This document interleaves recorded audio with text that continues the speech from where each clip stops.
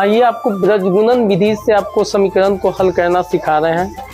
ब्रजगुणन विधि से हल करने के लिए एक फार्मूले की जरूरत होती है। अगर वह फार्मूला आपको याद नहीं है तो उसको कैसे याद करने का तरीका होता है वह आपको हम बता रहे हैं।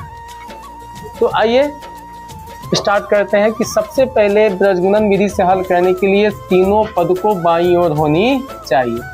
2x + y - 35 = 0, 3x + 4y - 65 = 0। सबसे पहला काम यही हमको करना है। सेकेंड स्टेप में अब जिसे मान लेते हैं यहाँ पर जानवे कहते हैं कि a1 a2 होता है, तो इसको हम लिख भी सकते हैं a1 = 2, a2 = 3, b1 = 1, b2 = 4, c1 = -35, c2 = -65।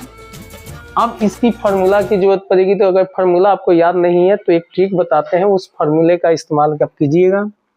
तो आपको अगर याद नहीं है तो आप b1/b2 लिख दीजिए, c1/c2, फिर a1/a2 और लास्ट में फिर b1/b2। इसका फार्मूला के लिए आपको सबसे पहले x पद की जरूरत होती है, तो x लिखकर इसको क्रॉस गुना कीजिए, b1 c2 और b2 c1। यहाँ y वाले पद के लिए c1 a2 और c2 a1, और अचर पद के लिए a1 b2 - a2 b1। बस इसमें कहीं याद करने की जरूरत नहीं है, आप इस फार्मूले को अपने से बना सकते हैं। अब इस पर हम फार्मूला बैठाएंगे, इसका मान बैठाएंगे, b1 c2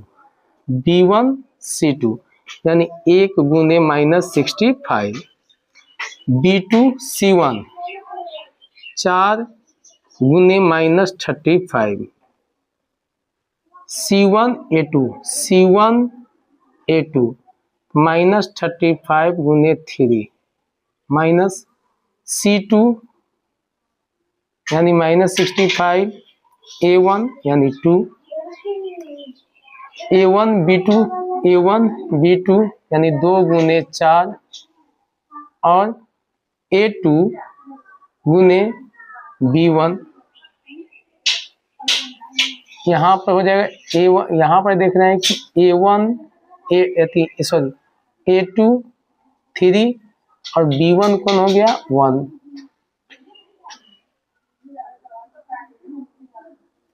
a1 2 हो गया, a2 8, ठीक है। अब यहाँ पर x y इसको गुना करना -60